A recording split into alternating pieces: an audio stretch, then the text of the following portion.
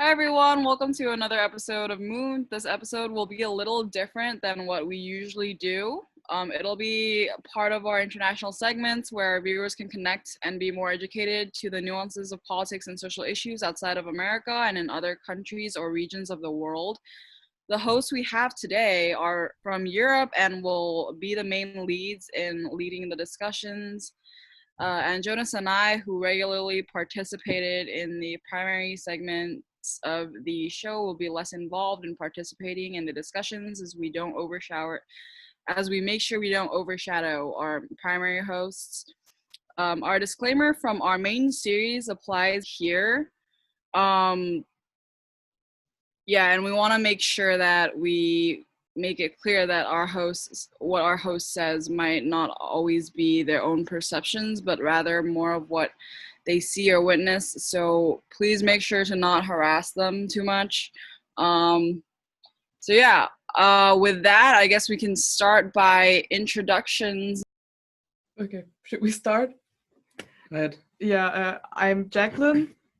I'm Farid. And we're from Germany. And we would just like to inform you guys a little bit more about European issues, and as well I would like to learn about other views of controversial topics in the world, because we all live in our bubble. Yeah, I think it's always nice to get out of your own perceptions and try to understand where other people come from with different opinions, different lived realities. Should I go next? I'll go next. My name's Claire. I'm currently based in London in the UK. I am a researcher and I have a background in political science, where I primarily research socio and economic issues, of which today's topic has been an issue that I have covered during my undergrad. And as a researcher that primarily focuses on comparative politics, I obviously am very interested in spreading information and data on how the countries that I specialize in work, and learning more about other countries as well. I think that really feeds into best practices and how public services and social and civic society can improve. I guess it's my turn now. Hi, everybody. My name is Radosh. I'm originally from the Western Balkans, from Montenegro. My background, I live currently in Belgium, where I dabble in EU and NATO issues, I guess. My background is I lived in the UK and in Eastern Europe, in the Baltic states. My background is European politics, with a special focus on Eastern Europe and issues connecting to, let's say, integration of Eastern European countries within the EU. So just to repeat, my main focus is usually my background is in international politics, but I used to work with human rights defenders in various countries, including Western Balkans and Turkey. Maybe that would be much more relevant for this conversation, and civil society in these countries than, let's say, the political side of my work. And that's it for now, I guess. It's enough. The topic we chose for today was the mix of topics and the kind of the intersection between social segregation and ethnic segregation, and ethnic segregation within cities, within European cities, and the factors that produce segregation, and the issues of justice and well-being within a society that in fact has segregation. And we'd love to discuss with you your perspectives on segregation, the experiences you've made, and the opinions you have on the points of how to build a just society that in fact has segregation, and connected issues. We are from Germany, obviously, so we have a very German-specific view on segregation, the way it is here, but we're interested also in the different perspectives that Radosh and Claire have, because from what I know, England, the UK, and London especially is a very, very socially segregated place to live. And whereas Germany is also segregated, but not as much. So I'd love to hear from your perspective, also from your research. And Radosh, on the other hand, who's from Montenegro and moved to Belgium, I think might also be very interesting to hear about the differences that exist within Eastern Europe and Montenegro especially, and then comparing that to Western Europe and Brussels.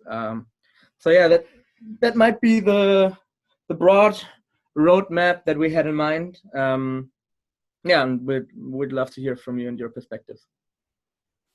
Okay, so Claire, how do you experience the situation in London? So London is a very metropolitan city as it's marketed, but not really, is it? You have lots of ethnic enclaves everywhere. East London is full of South Asians. You have a lot of people from African and Caribbean descent in South London. And I mean, when you sort of look at the neighborhood development that goes into each type of neighborhoods and areas, you sort of see where the disproportionality of resources gets invested, or rather misinvested, I would say. You see a lot of resources and a lot of investment going into places like central London, places that are redeveloping, in places that are essentially gentrifying. And you see a lot of disinvestment or misinvestment in places where it's largely dominated by people of color, particularly people of darker skin.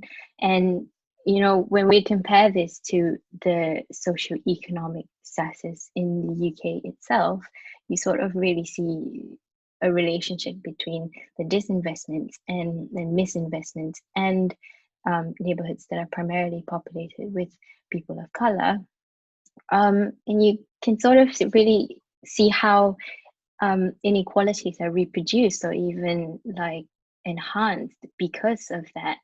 And it's unjust, it's a crime, because the quality of life that these people get, these are the people who need improved quality of life, and yet they don't get it. In fact, the reverse, on the contrary, their quality of life decreases because private organizations, the government, they fail to sort of really invest in the well-being and the quality of life of these people. Mm. So to me, it sounded like you see the main problem of segregation and reproducing these injustices as a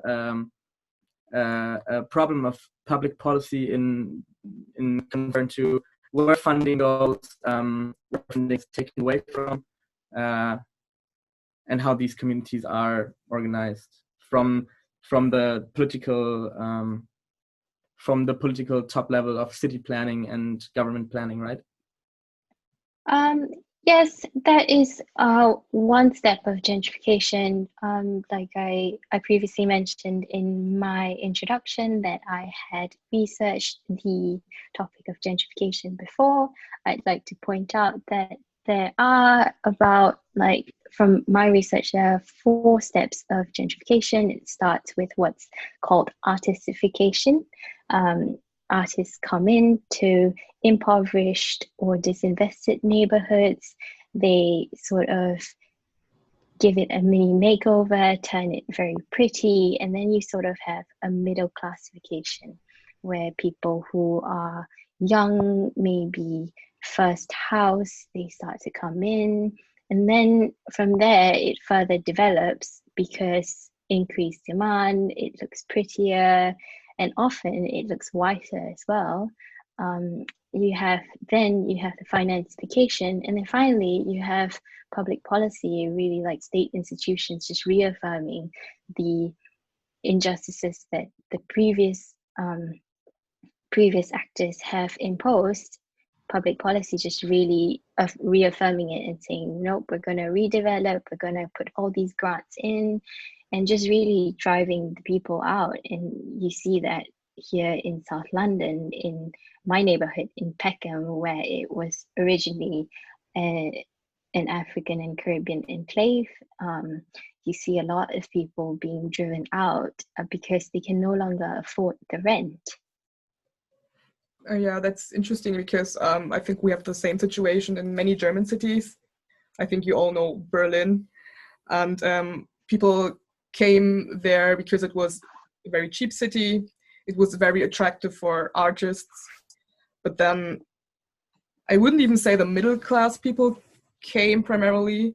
I mean, they did at some point, but it went very fast. So now a lot of rich people live in districts where, like Kreuzberg, where a lot of Turkish people primarily lived. Now some rich businessmen live there. How did you experience that, Radosh? I think I could also comment on the situation in the UK a little bit, because Claire made some interesting points. I did live there for 2 years, so I can comment a little bit and then kind of connect it with issues, the countries in Europe. When I lived in the UK, I worked on a project that was dealing with social inclusion, and I lived in Scotland, which is a place that can't brag about diversity a lot for different reasons.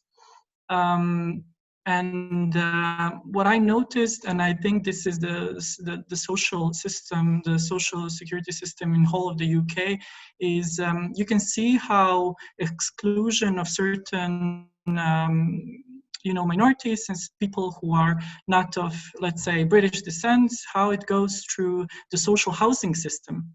Because if you look at the way that the social housing is planned in the UK, you will never find social housing somewhere within the vicinities of the city centers, for example, or in any areas where you would place in the outskirts of the city. So I for example, when I first started working, and this is where I come the European perspective in me, which made me, realize how UK is a little different from the rest of Europe in certain points, is that I looked at one building, which was a high rise, where around 500 people lived in those 2 high rises. It was on the outskirts of the city with 1 bus station and with one light above the bus station. So I asked one of the people working in the area, how many people can fit in this bus if all of these people have to go to work, or what kind of contact do these people have with the rest of the community? And the comments would be usually that these people were, a lot of them are addicts, a lot of them have issues, a lot of them have crime pasts, et cetera, which is not an argument. And I said, okay, if this is an issue, how do you then include them back within the community? If you say this is a process of them getting better, what are the chances of them getting back within the community if they can't even reach it by a bus stop? So I think in the UK the system is broken, especially the social housing, the social security system, and I would say also the NHS is going in this way, because it's all very interconnected. If you want to go to a doctor's, to an NHS doctor, and if there's no doctors in your vicinity, the chances of other issues recurring are higher. So this is all very interconnected, and I would say that what struck me the most, because I had this experience in Sweden, for example, where social housing could be found in various parts of the city, of the towns, and it's a very, very different model. But coming back to, let's say, the Balkans and Belgium, I think it's a very different story. And in the Balkans, it all goes back to identity issues and ethnocentrism. And also it goes back to the wars, you know, and the past that the Western Balkans, meaning the ex-Yugoslavia countries had. Because just think about one of the biggest genocides ever, one of the biggest happens in the Balkans. The First World War started in the Balkans. A lot of conflicts, you know, Churchill once said that the Balkans have produced more history than they can consume. So the issue in the Balkans when it comes to social segregation always goes back to the identity issues, meaning ethnic and national identity. You know, sure, there's a lot of segregation when it comes to money-wise, when it comes to descent, when it comes to rural, urban.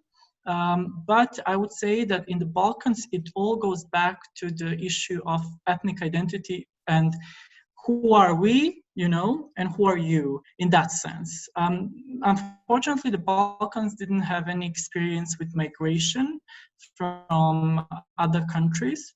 So you can't really say, you can't really, you know, analyze in this sense. Yeah, there was migration during the last phase, but these are all people who were walking or going through the region, going to Germany or other countries. So this was looked at, you know, just the current happening. No one's going to stay here. We should not bother with it. So you can't really analyze what are the feelings of the people in this point. But I would say that the main issue in the Balkans is the segregation when it comes to national identities. You still have schools in Bosnia and Croatia that in the morning the Croatian kids go to the school, and in the afternoon the Serbian kids go to the school. And this is all because of preserving cultural identity or linguistical identity, which is very weird because Serbs and Croatians can understand themselves 99%. But when it comes to experience from my home country, which is a little different, I might say so. For example, Montenegro is a very, very small country. It's 600,000 people. It's a suburb in Berlin. I mean, even that, you know, it's bigger. But it has a very good model when it comes to multicultural relations and dealing with these kind of issues, because there's no majority nation. You know, there's not a big group that can say we're a homogeneous group that can in a certain point, you know, say to the others, we are the majority in this country. And then Montenegrins are also multicultural and multi-religious. So you can find a Montenegrin who's an Orthodox Christian, a Catholic, or a Muslim. And the identity in the country is very fluid. It changes with from, you know, like in the 1992, we had, let's say, around 90% of Montenegrins, but then in 2006, we had around 55 to 60%. So it changes because it's fluid. It's very different, but how the country deals with ethnic segregation is that you won't find an area of the city where you can say, okay, this is the place where, for example, Croats are living, or this is the place where the Serbs are living. Because in the Balkans, in this country, but not in the rest, it's very mixed up. And it's very hard to determine the borders of ethnicity, having in mind that in my family, I have Croats, Serbians, and Montenegrins, but we all have the same surname in genes. It's very different. But how we deal with linguistical segregation is that for example, in schools, the subject that you study is called Montenegrin/Serbian, Croatian, Bosnian, Albanian. So the system kind of found a way, you know, to appease everyone, to say, yes, you will have a lesson about this language or these differences. But at the end of the day, the schools are not segregated. But in the Balkans, in the rest of the region, I would say the biggest problem is the segregation first of when it comes to ethnicity and nationality, especially in Croatia and Bosnia. And the second part is the segregation of the Roma population, which is a racial issue. And this is very, very worrying because there's a big Roma population, Roma and Egyptian population. I think that's the political correct term. In the Balkans, this is a big issue because there's a lot of ethnic distance. There's a lot of not understanding of Roma people, travelers, and similar groups, and there's a lot of hate towards them. So I think when it comes to the Balkans, this is the only group that's present, that's racially different from all these other ethnic groups, that has it the worst. So I mean, it's not a surprise that when we talk about racism in the Western Balkans, we primarily talk about racism towards Roma population because it's so evident and it happens on every day. And just to close up, and when it comes to Belgium, then it's a completely different story, but also turns around about concerning two issues. The first one is Belgian colonial past, which is a huge issue. I mean, currently we're also discussing, I think you saw the Black Lives Matter protests and the similar issues. Belgium didn't deal with its past. There's a lot of remains of colonial thinking. I mean, you just can have a stroll around Brussels and see statues that will, if you know what happened in the past, remind you about these issues. The second is complicated ethnicity and national identity issues in Belgium. Belgium is a country with 3 languages, 2 main nations. Sometimes I forget what language in what area do we speak. And the second thing I think which is really important is the EU migration issue. Because the country is also dealing with this. So if we talk about segregation, there's various issues here. For example, you can go to a area in Belgium where someone would say this is a primarily Arab area, and they would say, okay, this is primarily an African area, but they also say, okay, that's a primarily Polish area. So there's different levels of segregation. Unfortunately, I don't see the state and the system dealing with this. I think it's a very Belgian thing to put things under the carpet. And unfortunately, it never turns out well. But I think when it comes to Belgium, it's similar a little bit to the Balkans. It comes back to identity, but the colonial issue is very important. I think also in the UK, the narrative about colonialism and remains of this way of thinking is something that is not dealt. It's also pushed under the carpet of the Britishness. You know, it's expected for the second generation to be British. Which doesn't, I mean, it doesn't turn out well, but also in Belgium, there's no expectation whatsoever, you know. It's the country that doesn't have an approach to these issues. And I think the main problem in Europe is the diversities from one country to another country, that there's so many, you know, different issues. But one thing is, you know, the same, not dealing with the past. I think in schools, in everyday conversations, in governments. If you look at, for example, any international organization within Europe, any government, how many non-white faces can you see? And this is not a narrative, this is not a conversation that we're having, you know, and it worries a lot. Okay. Yeah. I have a question concerning the different models within the Western Balkans that you've talked about. You were saying that the Montenegrin identity is rather fluid, and so less problems arrive within the cities of ethnic segregation. Do you think that there are other governmental or civic models that Montenegro has produced that would be transferable to, for example, Serbia or Croatia, where the personal identity is not as fluid?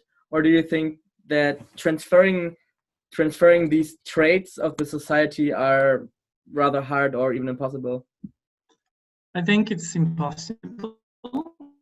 I mean, I'm sorry that I have to respond to such in a negative way, but I think it's impossible for different reasons. The first one would be that Montenegro is a very small country, you know, with a very mixed population. In smaller countries, you can kind of practice these models if the population is mixed. As I told you, 3 religions, 3 to 4 different national groups, a huge socialist history, which also I think soft socialism, the function in Yugoslavia, and are really stuck in Montenegro. Because if you look at how the country's political system is made up, it's very social democratic. And this is also a very important issue. The civic identity of the political system, let's say. For example, if you read the constitution, it doesn't say this is the country of Montenegrins, or it doesn't say this is the country of all these nations. It says this is the country of Montenegrin citizens, meaning everyone who has the passport. And when it says the official language is Montenegrin, and it says 5 others are also in official use, even though linguistically these are almost all the same languages. So I think the approach was to understand what kind of society we have. I think in Scotland, even though I criticize Scotland for not being diverse enough, I think there's an interesting movement towards civic identity. In the sense, when I lived there, at some point after a couple of years, I could call myself a New Scot. It was socially acceptable. But on the other side, I am white, I'm European. My experiences are different. But I would say that it's I think it should be researched more. When it comes to Scotland, the main problem is I think it doesn't have a colonial past. It's really far away, and it has been really pushed on the side and not developed that much for immigration to happen in a higher level. But I think when it comes to this, civic identity, it's for smaller countries it's possible. For bigger countries, for example, in Croatia, a country that's still currently building its national identity, after the war, and in Serbia, the country that has a lot of issues with its national identity, is different, complicated, because first of all, these are political systems that are still transitioning into democracies. So you can't really analyze them from the perspective of Western European countries, because these are countries that still currently have issues that, let's say, Germany had after reunification. 2 years ago, we have built the Regional Youth Cooperation Office in all Western Balkan countries. And the model was used from the Franco-German one, which was built which was formed, I don't know how many years ago, after the conflict. So I think the region is really late with these things, and it would be difficult to ask of them to use these models. Montenegro didn't have wars, issues with the conflict. It accepted refugees, around 100,000 refugees in the 90s. Some from Kosovo, some from Bosnia. I think it's a different story. But also, just to come back to the issue that you can't really, practice this in a country that's so homogeneous, where you have 8 million, for example, Serbians, and then you have 1 million of others. It's very different. It's a different issue. So I don't think it is possible at this point. Yeah, I think what he talks about is a really important point. He's referring to, number one, cultural segregation leading to resulting in physical segregation, right? And I think the point of him talking about colonialism and Europe's colonial past and Britain's colonial past, you can really see how these inequalities are produced, how racism is still very much ongoing in the UK, and Britain's still not really acknowledging its colonial past and the legacies that it continues to replicate, not just overseas, but in their own homes, on the very soil that they live on. But yeah, I think he has given us a very comprehensive and very thorough analysis of social segregation in Europe and in the UK as well. When we talk about Germany, I feel like it's a mix from both. We actually still struggle about the segregation after the reunification. I mean, where we live in Leipzig, we live pretty much in a city center bubble, and most of the low-income people live in other districts than we live in, but it's still not that. I don't have the feeling that a lot of very rich people live here either, because they didn't have the chance to get rich really after the reunification, because all the old money was still in Western Germany. So we have a lot of people here who feel social inequality, but not really in a city sense. I don't know if a segregation between such big spaces exist, but a social inequality between East and West Germany, for example.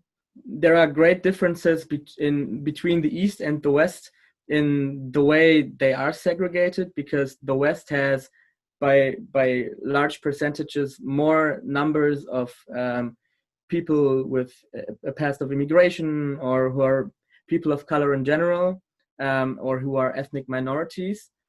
And Western Germans have lived for much longer with people from different ethnic backgrounds than Eastern German have, and still in way greater numbers, which is then also, at least in part, translated into political action, where in the east of Germany, the far right party is way stronger than it is in the West, which also is in part connected to not having had the visibility of people with migration backgrounds, and living for a longer time with people of those backgrounds. So between the East and the West, segregation of ethnic backgrounds is much different, definitely. I think Radosh had a comment, right? I think it's the narrative of the winners and losers, where sometimes in these processes, the discussion is left to the side. The West is the winner, the East is the loser. You adapt to this. It never works. It always comes back with right-wing nationalism tendencies, because as a result of a bad political process or social process. That's why, for example, in Eastern Germany, Pegida was very strong in these kind of movements because of other issues. But I just wanted to share an experience where the system itself starts segregating openly. For example, a group that was always there. For example, in Latvia, which is a Baltic country, there's a huge Russian-speaking population, which people who were left and who were there from the Soviet times. Let's not go into the discussion of about the Soviet Union. It was not a great thing, but these people are there. They're not Russian, they're not Soviet anymore, because this is not an existing thing. So they're not Latvian because they don't feel like that, because they're Russian-speaking population.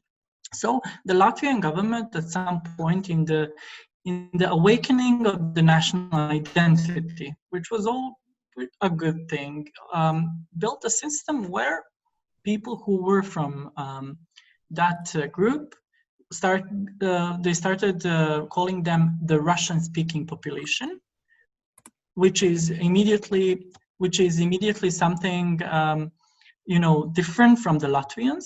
And then at some point introduced something called the non-citizen passport, which is a passport of the Latvian state that you can travel with through European Union, but on it says that you are not a citizen, and you don't have any voting rights. So the system itself created a new process And it's the oppressed are now kinda in a very weird social model oppressing, the previous oppressors. Oh my God, this sentence is confusing. But at one point, the national awakening of the country brought to a moment where they said, look, this population is, these are the reminders of the old times. They don't want to change. They don't want to integrate. They don't want to learn Latvian. They speak Russian. How should we deal with them? And instead of building a comprehensive system of educational system, a social system of okay, we give you a passport where it says you're not a citizen. You can't vote, but you can travel to, Estonia or Germany. But they built a second-class citizen, and their model is, well, we'll wait until all of you get kids, and your kids can apply to the Latvian system, and at some point we will become more Latvian. I'm very close to Latvian people. I love the culture, but I felt coming from the Balkans, when I lived, is used in the Balkans, and I just saw a new war starting immediately. All right, I think Claire wanted to add to that. Yeah, just I guess from number one, maybe a general perspective, but also maybe some bits about the UK. I think there's a huge myth that sort of people choose their neighborhoods. I don't know how it is in Germany or in the Balkans, but definitely there's a huge myth over here that people sort of choose their neighborhoods, but it's not really that. It's, as I said before, it's not really about a choice, but rather it's about, and it's not really about a lack of specific type of people, but just a lack of investment. And it's also about just the white middle class just sort of self-segregating from the other, right? And it's sort of, and as Radosh said, there's a huge cultural aspect to it, but there's also a physical bit to it, and the cultural aspect also has to do with othering, in the sense that it sort of assumes in this like paternalistic idea that in order to succeed in society, in order to integrate, in order to be one of us and live in our neighborhood, you have to become one of us and leave your cultural norms behind. You need to leave your identity behind, and you need to really, they would say integrate, I would say like you would have to throw your entire identity away. And it's either you do that or you just continue living in a disinvested neighborhood where you have lack of access to very fundamental public services. But yeah, I don't know, a lot of scholars argue that this type of neo-colonialism, I completely agree that it is. It's an erasure of very important cultures. It's racism. It's it's a not very nice phenomenon to have. And I think it sounds a lot like what's happening it sounds like the same things happening in Germany, in the Balkans, and in the many cities that Radosh has kindly provided us explanations on. I'd like to add to the part of the self-segregation by dominant social groups, because if you look at like social strata, in many European cities, the most segregated parts of the cities are the rich parts, the more wealthy parts, more white parts of the city. But we most of the time don't talk about, oh, the rich are segregated, and why are the rich segregating, but we're talking about, poor people segregate, and they need to do something about the segregation, when the self-segregation chosen by the rich people is actually a choice, whereas the segregation by poor people, ethnic minorities, is forced. Just wanted to add that. But Jonas wanted to say something as well, right? Yeah. So disclaimer. So I'm going to talk from a perspective which is more of my father's perspective and his family, because he comes from Hungary. And this is a region which is, I think, in a lot of ways, it's stark contrast, I think, with some of the situations which is happening in a lot of other parts of Europe, because it's part of what's known as the Visegrad Group, which is a group of these four countries. There's the former Czechoslovakia, so Czech Republic, Slovakia, Hungary, and Poland. And these areas are known, at least in the last 10, maybe like decade or so, or like ever since basically they've joined the EU, for being a place with very with far right populism, and being like very much like that's an important part. So um, it's like very prominent in those countries. And so just disclaimers, since I've traveled there many times to talk to my relatives, but I don't actually, I have a citizenship even there, but I don't actually live there exactly. So my perspective might be missing some aspects, or might be a little bit from outside, but at least I'm going to try my best to introduce this perspective, because I think it is something which is very different from a lot of these areas.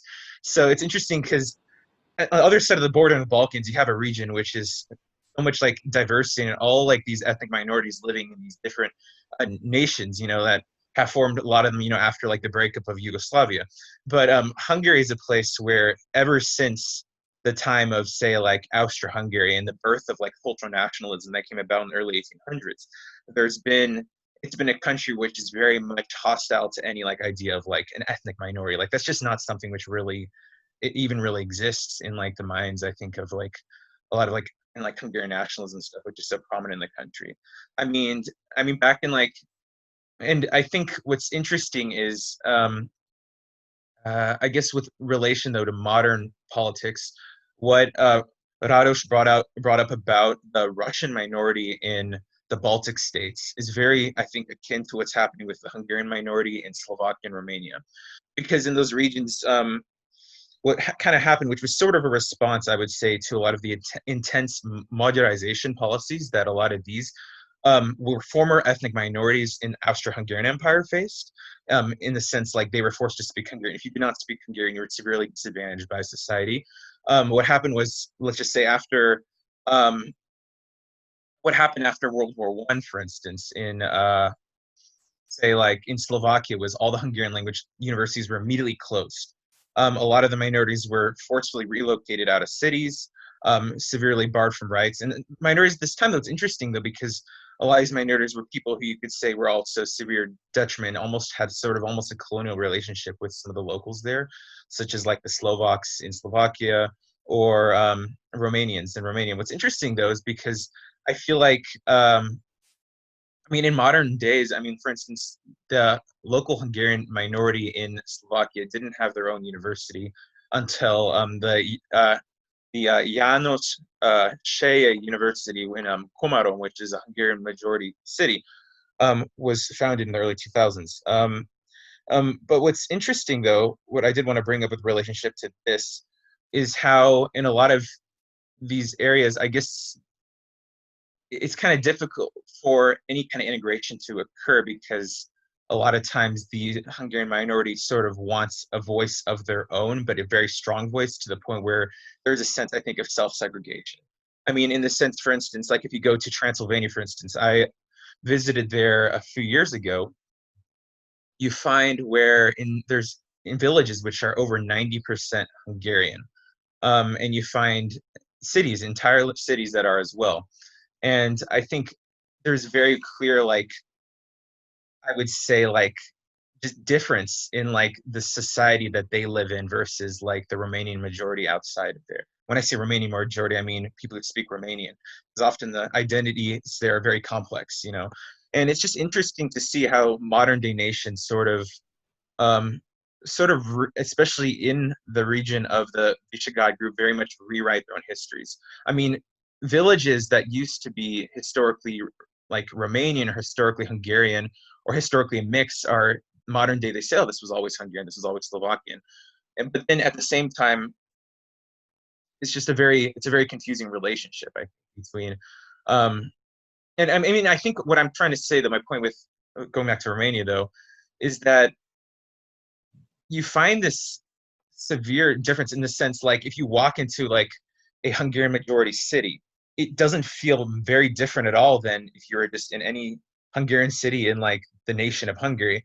But then you go to a Romanian city or go to a city that's a mixture between both, and it's a very different place. And so I think this is very much exasperated by a lot of the irredentist attitudes in Hungary towards this. So in the sense, like, I think, and for instance, when was this? This was in, I believe,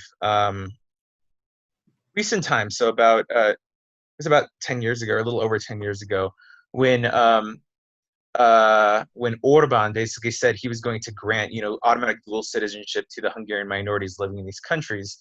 But at the same time, this has been coupled by sort of this these movements sort of to try to demand for their almost direct independence and like their own like separation from the rest of the country. And that's a big, I think, detriment to integration in these countries. I'm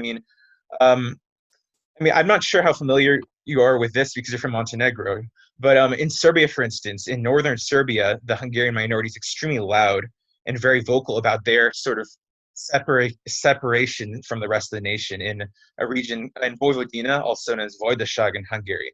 And I think sort of interesting because in a lot of other areas, say example, or not in like maybe like Czech Republic, for instance, those former minorities, which were like a remnant from like these past larger empires, which were broken up, sort of were on the losing side of these wars.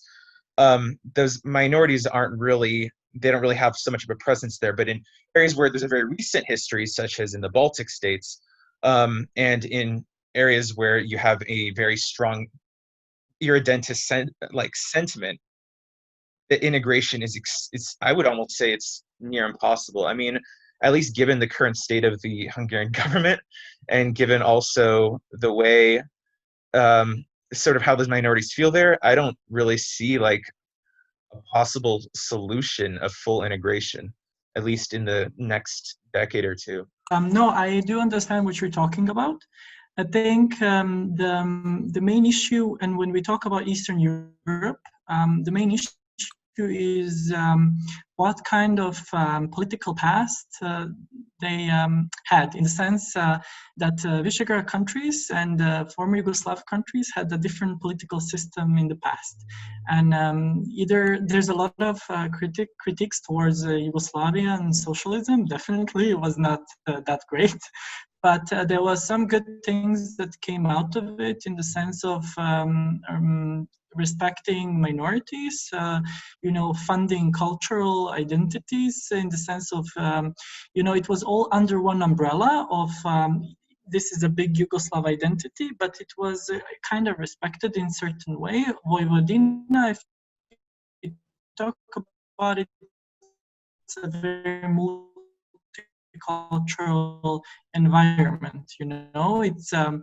It's been allowed to 60s were relocated to live in Vojvodina because there was a lot of free land they could use, and at some point that area became really multicultural. I think this enabled the Hungarian minority to kind of, with other groups, become more visible.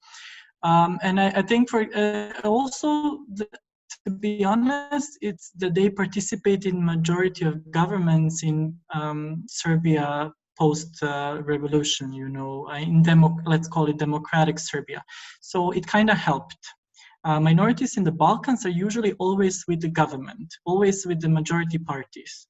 So this enables them resources, This is very different from Visegrad countries, where you can't see a national minority member in any of the governments. In Montenegro, in Serbia, and Croatia, these are political parties that can determine the fate of governments.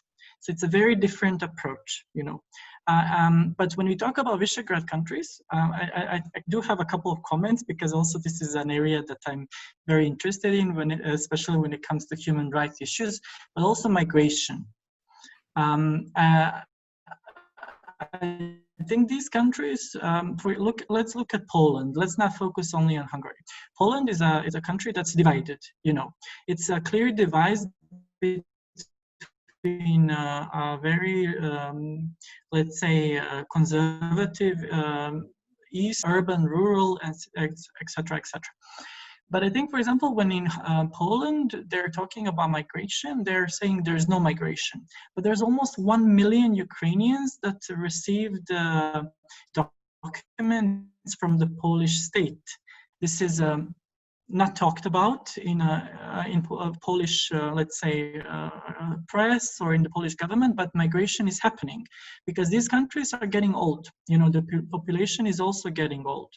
So I think there's one process that's happening on the public scene, you know, but there's a different thing that's happening within the system. I think this discussion about migration will become more and more visible in the next period in Visegrad countries.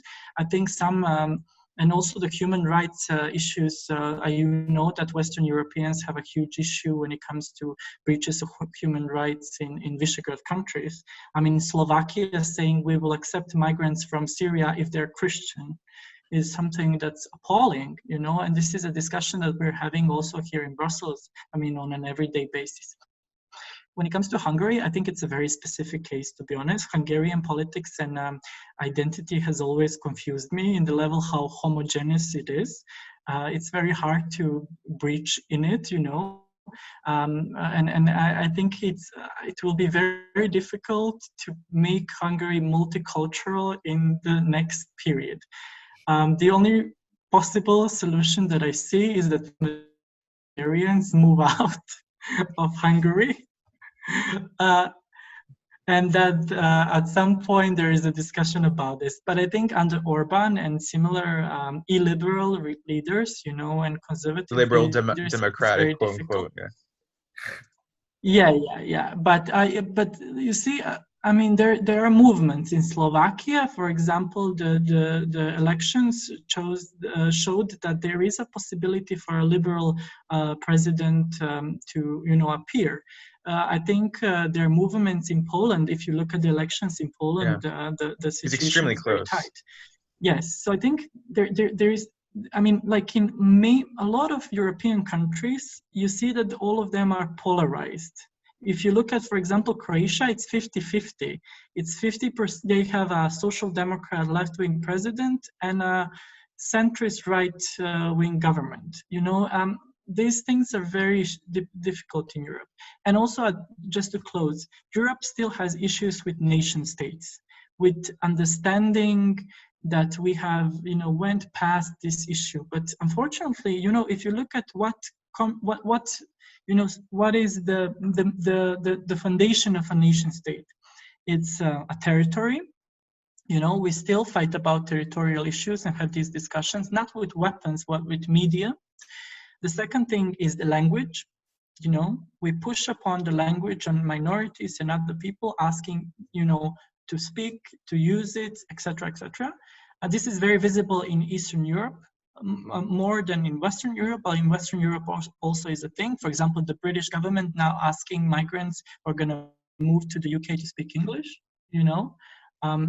This is also a very new thing for the UK, so it's coming back to the nation state. And the third thing is forcing the one cultural identity, you know, one nation, one culture, one language.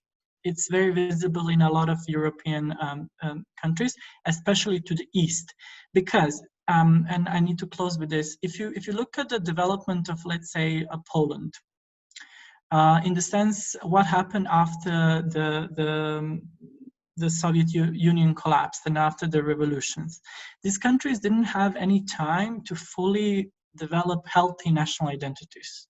You know, it went really fast.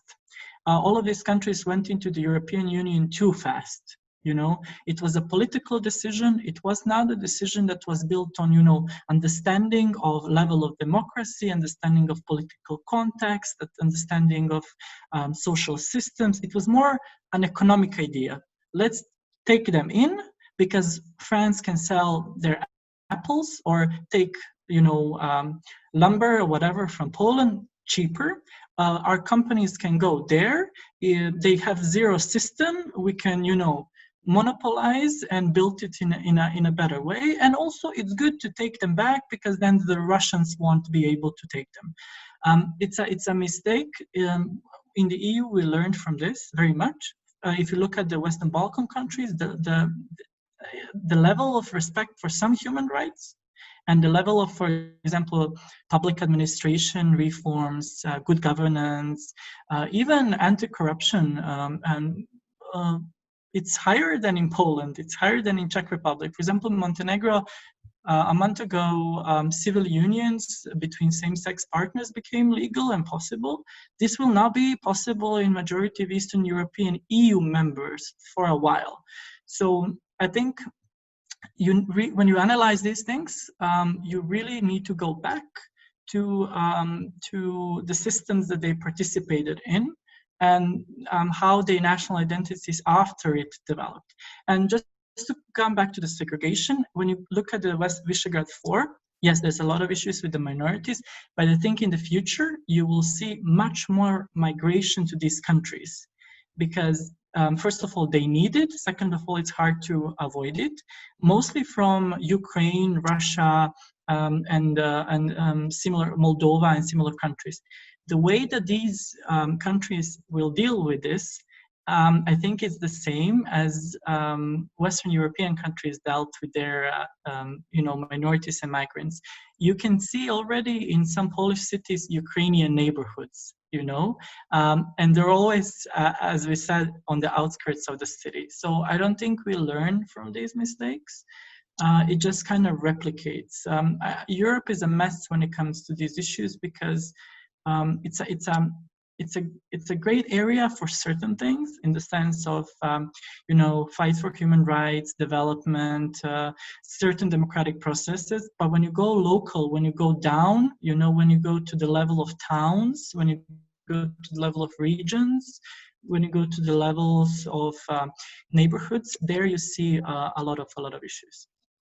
Yeah, I get the impression, I think I get the impression that a lot of these Visegrad 4 countries, there's also an issue sometimes where the more liberal or left members of society sort of move to the West, at least because a lot of them also, they happen to be younger or people who are from a certain background, which allows them to be able to do this. And so what happens is they don't vote. Yeah, exactly. That's a big issue. And people were talking about this recently in Poland, is like, there's all these more liberal members or people who identify as Polish, but they are working in, say, the UK or living there or in Ireland or elsewhere.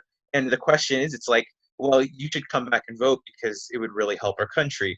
You find this very much in Hungary. I think Hungary might even be more exacerbated, where I feel like a lot of members of society there have completely given up sort of on a hopes of achieving some kind of at least liberal democracy.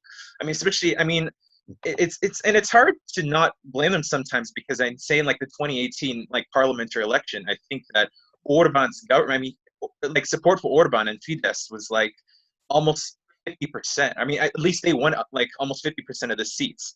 And then Jobbik, which is the even further right party, they dropped it a little bit in membership, but I think it was about 20% that they got the seats. And so when you see these numbers, it's like it seems so it's such a hard situation. And it does seem like the most people don't like the government fully, right? They don't like it, they don't enjoy it, but it's sort of like, well, there's not much we can do when a lot of the people we know who would support this are away from the country or otherwise just have given up on politics.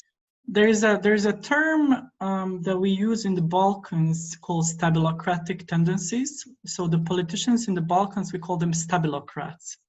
And that means that they provide a certain level of stability on, let's say, foreign relations level, on the sense they follow, everything what the EU says, in the sense, okay, let's do sanctions for Russia, let's do that. Let's not make a lot of problems for the Europeans, let's do that. But what it means that on the level of foreign policy, on the level of certain issues of the processes, there's stability. They don't provide conflicts. But on the level of good governance and on the level, for example, of certain democratic changes, they don't provide anything. But the EU and the international community is kind of nodding to this. In Hungary, it's a completely different issue, because once you become once you become a member state of the EU, the system, the mechanisms to deal with these issues are almost non-existent, So it's very difficult. But I don't believe that if I think there's a similarities between Hungary and Serbia in certain points. If you look at Serbian 5th October, after Milosevic was done, if you look at it, it was done by right-wing parties, joined with liberals, activists, NGOs, students. So it was like a really wide array of actors.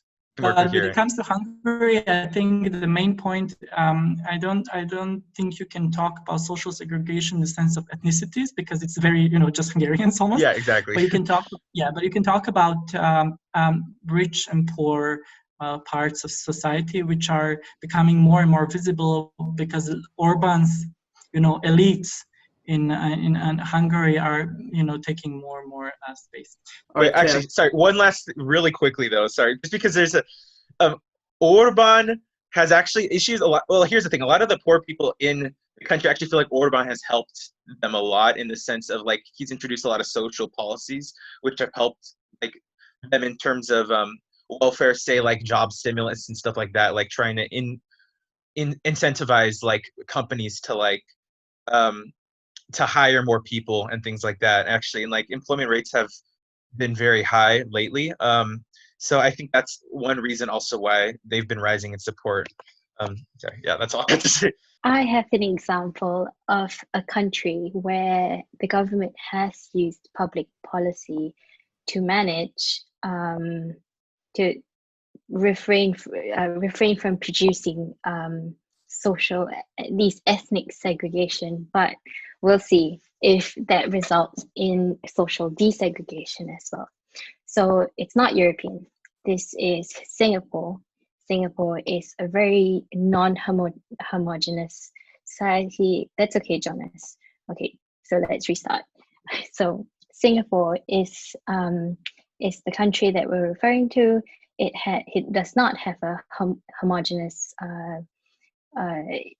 it's not a homogeneous society. It has four main races: Chinese, Indian, Malay, and what they call other. But other basically means that if you don't fall into either three, you go into other. The Chinese are the dominant race in Singapore, and they speak many languages. It promotes itself as a very multicultural society. And in 1989, the government decided to implement what's called the ethnic integration policy. This policy looks at ensuring a balanced mix of ethnic groups living in public housing, of which I think 80% of Singaporeans live in. And its goal was to promote racial harmony and strengthen social cohesion. Now, it applies to the sale, purchase, and like resale of public housing, and it's implemented to anyone that's applying for public housing.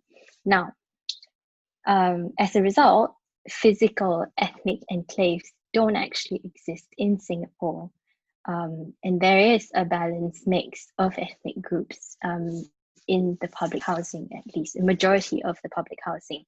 But does that mean that there's no economic and possibly further social segregations? Does that mean they don't exist? I beg to differ. Does that mean it's not a successful policy? Not necessarily. It also doesn't mean that systemic and systematic discrimination doesn't exist against ethnic minorities, particularly against the Malay and Indian community. They are largely they are overrepresented in the lower economic strata in the society. And it also doesn't mean that social segregation doesn't exist within the community, like we've heard in the European cases. Social segregation does exist indeed when it comes to migrant workers versus actual residents of Singapore. Now, these migrant workers are mostly construction builders, predominantly from Bangladesh, and lots of them live in these really cramped dorms. They're really far away from, or sort of like excluded and hidden from society, almost like an embarrassment, you know, that little flaw that you want to hide with clothes all the time. But yeah, you know, it is an example of a very color aware and ethnically aware approach to policy in ensuring that ethnic enclaves don't sprout up, and it also like ostensibly at least promotes racial harmony. But that being said, Singapore is also not a full democracy. It is quite, in fact, heralded as a sham democracy in many societies. And I think whether you sort of have to choose one or the other is another discussion, as well as you know, the whether or not such color-aware policies result in better outcomes for minorities and migrants. Yeah, what I wanted to add is you said that 80% of the Singaporeans live in public houses, right? In Berlin, they discuss if they should disown people who own houses. So they have more public housing. It's a very radical approach, of course. But as you spoke about maybe solutions, I wanted to ask you all at the end what you would think might help against social segregation. It doesn't have to be disownership. I don't think that the solution is more social housing. I think this because if you do not change the system within, it doesn't change any difference if you have 1 million available houses or not. At one point, the system, which learn how to discriminate in a very hidden but systematic way, will find one way or another through different agents to continue with the segregation. So I don't think that's the best deal. I think the solution, I mean, I don't have the answer to the question fully, but I always see a lot of these issues, education as one of the very, very important models of dealing with these issues. But also within education, you have to first deal with the educational segregation, in the sense, thinking about, you know, how do you decide who goes to which school? Is it by your PO box or by different ways? Are there quotas? You know, so even if you think about education, you have to reform the educational system, and then you have to have a content that is true and that reflects the reality of the context, of the societal context in the country. And it's so difficult. If you go to the UK and open textbooks and read about colonial past of the UK, it will be very difficult for a kid to determine, you know, what was right and what was wrong at this point, or even to have a full information, you know. So I think you need to work on curriculum, and you need to work through education. So that's for me very, very relevant. And also you have to provide, you have to have access for education on different levels to everyone. You know, something, for example, in Montenegro, what we deal with is that at one point we have learned that free education is very important. You know, so you can have, as in many European countries, in this way or another, but you have bachelor's and master's in high school and primary school, they're all free, you know, so you don't pay for them. If you get to a PhD, it will be paid by you, by the university. I think it's very important. So next to having a good curriculum is to have access, you know, and to have a wide access to, in the sense of that very different members of the society can participate. Group, someone who's non-white, someone who's not middle class or rich, there's hidden ways of dealing with this. And first step is to identify these ways and try to deal with them. I think this is the model. Is it easy? No. Educational systems reforms are always in Europe at least, not successful fully, you know? So this is a big challenge. And history books, just to go back to the Balkans and these kind of things, history books, we have compared 6 history books in the Balkans that talk about recent past. All of them have different stories. So even history is not something that we agree on in Europe.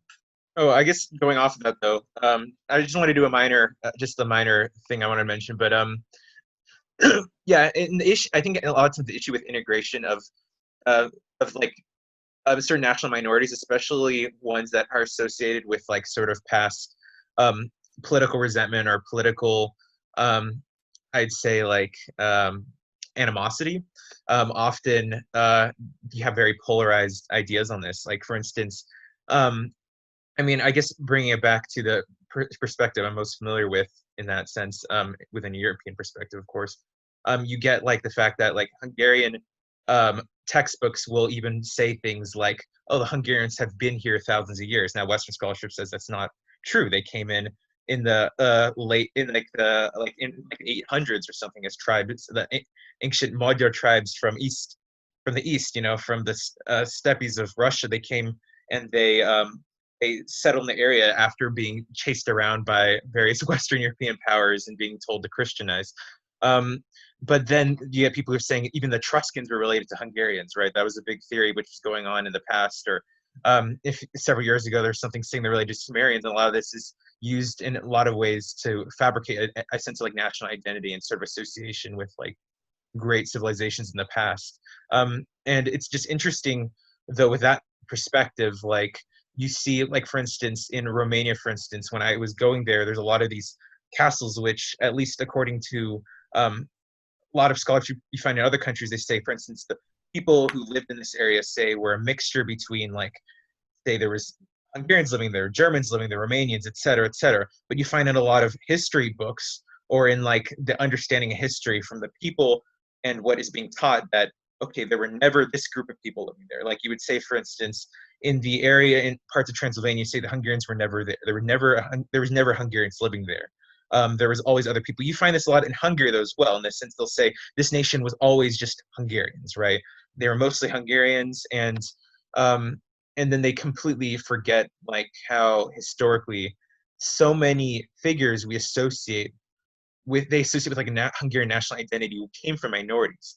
I mean, for instance, Kossuth was ethnically Slovakian, I think, or Slovak. I mean, in whatever understanding of the term that had back then, because I mean, the Slovak national identity also is something which has very complex origins as well. Or for instance, they identify, like for instance, there's like the royal family, the Zrini royal family from like 100 like from a few centuries before then, and they say, oh, they were a Hungarian noble family. But I know in Croatia, they also recognize them as the Zrinski, I think, or Zrinski, I forgot, royal family, and they mean something important to them as well. And so I think it's very important sometimes for us I think it would be very important for various nations to sort of reconcile sort of like these very conflicting views on history and realize, you know, sometimes this gets in the conflict of national interests. So, which can make for a very complicated and convoluted topic. Right. And for our last attempt at a solution, Claire, what is your stance? It's really difficult, isn't it? Just because no one has done it before. I think a solution is more, you know, we talk a lot about like top-down approaches and bottom-up approaches as if it's a binary thing. But I think something, a solution, an ideal solution would come from both, right? I think Radosh mentioned education. But I truly believe that putting kids in the same place is not the only intervention that could work. I think a bottom-up solution needs to come as well, a true understanding that there are biases that influence outcomes. There also needs to be a middle intervention as well. These institutionalized interventions, say for instance, coming from the schools, that frequently remind students that sometimes the results that people get or what we learn is a product of bias, it's a product of privilege, and you know, it's really tricky. It's no one's done it before, and I think in order for an intervention to be successful, everybody just has to play a part. Which, like, if you've tried to make plans with 400 people before, we know that, you know, it's almost impossible. And so I don't know, the future, it seems pretty bleak, but an ideal solution does exist out there somewhere, but it requires everyone's action. Very All right, beautifully put, Claire. I agree. I think I want to thank all of you for participating. And although it is obviously a very tough topic and we cannot come to an easy solution, I think it's nice to have these conversations and have the exchange between different peoples and different perspectives.